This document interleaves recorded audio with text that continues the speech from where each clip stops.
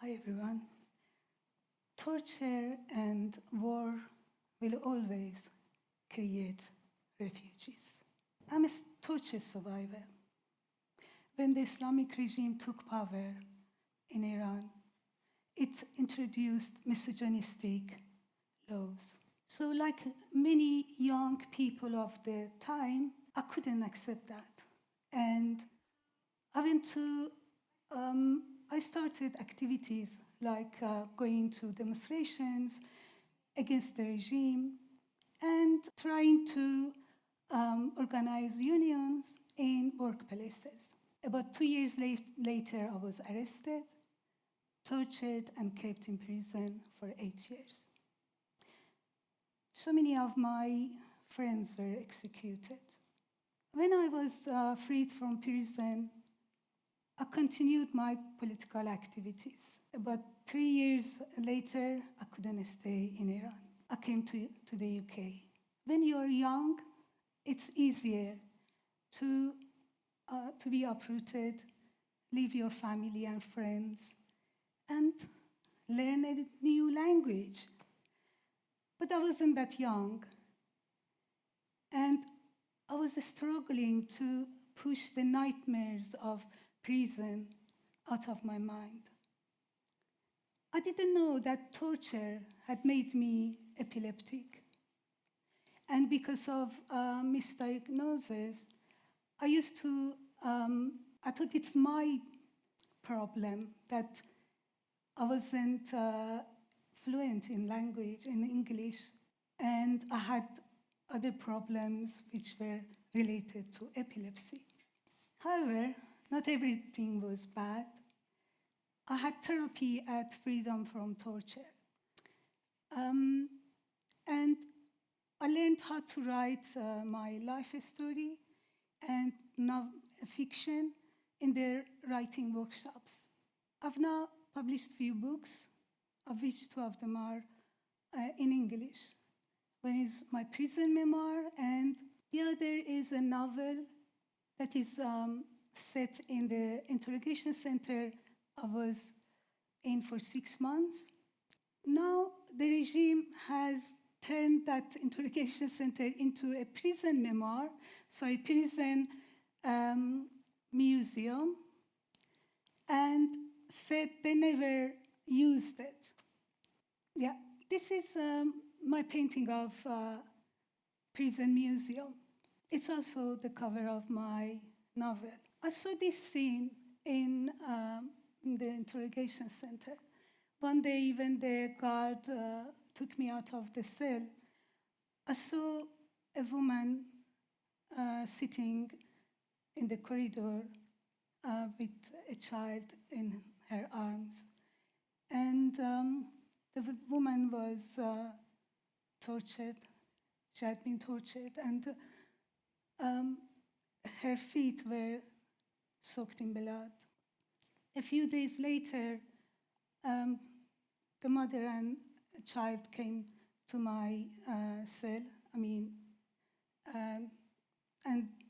we were together for about 5 months until we all were transferred to Evin prison. And imagine, it was a very small cell, and that child was in the cell with us. He was about 4 years old. When I heard that the regime has turned the interrogation center into a prison museum, I thought there is a story here. And it was how my novel was born. Writing fiction makes me imagine writing about my life if the UK government and other Western governments had not interfered in Iran. Once in a coup in 1953, and the other one was in 1979, when they escorted Khomeini to Iran. In my fiction life, I would be in Iran during last 30 years. I would have been living with my parents when they left me for good. I would go mountain walking with my friends who have been executed. The newspapers are full of stories about us, refugees, asylum seekers, immigrants. But nothing written by us are in those newspapers. Why? Because we are used as political scapegoats. The truth is that the Western governments were in our countries before we were born. They were digging for oil and gold before we were born. They found corrupt people, often rulers, to secure their power by prisons and executions. Actually, the designers of the Joint Committee Interrogation Center, where I was tortured until I was paralyzed, were Germans. The Western governments exported their factories to Iran for cheap labor, and they exported their methods of suppressing workers. So we are here because your governments were in our countries first and helped those regimes to torture us and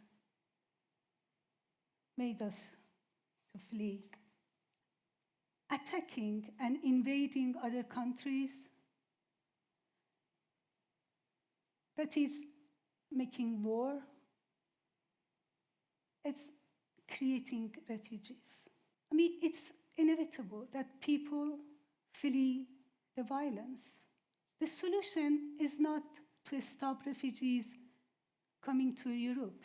The solution is to stop the reason that people flee at first place. We are blamed and rejected for the atrocities that we have nothing to do with it. Refugees escape trauma and become re-traumatized in the countries that meant to protect them. Unfortunately, like all feelings, hatred is also infectious. That's why some people believe the government's propaganda against us. After all, it's the poor on both sides that get killed in any war. And in war against refugees, the European working class are pitched against us, refugees, asylum seekers, immigrants. All governments are fighting each other over who gets the bigger piece of the cake. That's why when underage girls were beaten up in streets of Iran and arrested, raped, their bodies were dumped in the streets, the president was invited to America.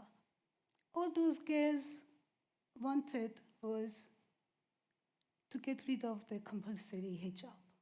During 22 Women Life Freedom uprising in Iran, some bullets were used in crackdown of the protests which were made in France. Women were, apart from people who were killed in the streets, about more than 500 people, mostly young women, were shot in their eyes. They lost their eyes Iranian women were shot at their chest and vaginas with these French-made bullets. After all, the uprising was started by women who burned their hijab in the streets. So we should have womanly lesson. It's true that Iran has been sanctioned, but it's only people who are suffering, not the regime. The regime is using technology that is helping it to follow and find activists. Those technologies were sold to the regime by Western companies. What kind of sanction is that? Many assassinations took place between 1988 to 1998 in Europe. Assassinations of Iranian activists took place in Europe. Before the European government tell the Iranian regime that enough is enough. How come the Iranian regime can kill innocent people without the European government's consent?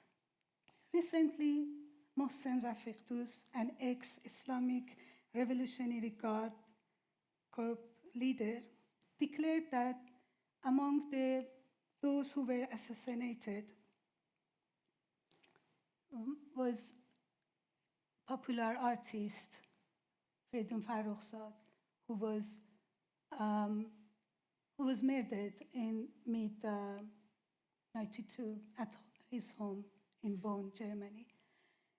Mohsen Rafiqdoust, the leader of IRGC, said in an video interview, that he was in charge of killing these activists. He said it proudly. Despite all these assassinations and terrorist activity that the Islamic regime had all over the world, the United Kingdom and the European Union opposed a designation of the IRGC as a terrorist organization. Now that the Iranian regime officials have said that they were behind all those assassinations, I wonder if the cases of all those who were murdered in Europe will be reopened. That's how refugees and their torturers are treated by the Western government. No matter if we are living in the countries we were born in or we escape to Europe, we are treated with systemic racism, systemic sexism, and lack of humanity in those who are in power. Where there is poverty and workers are replaced with machines, someone has to be blamed, not the system. To justify poverty, the rich need a scapegoat. In the UK, the immigrants, refugees, asylum seekers are blamed for the lack of jobs, lack of doctor's appointment. In Iran, refugees from Afghanistan are blamed for the same things.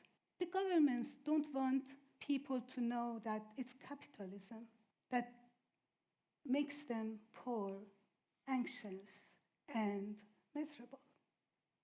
They don't want people to know that it's the system that makes a few greedy people richer every day and make the rest of the population poorer. So immigrants are blamed.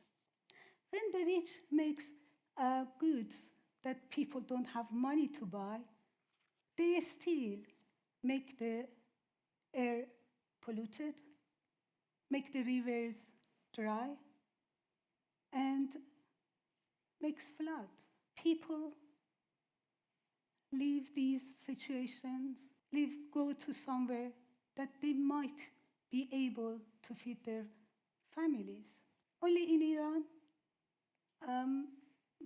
about 20 million people were displaced internally because of lack of the water during last few years.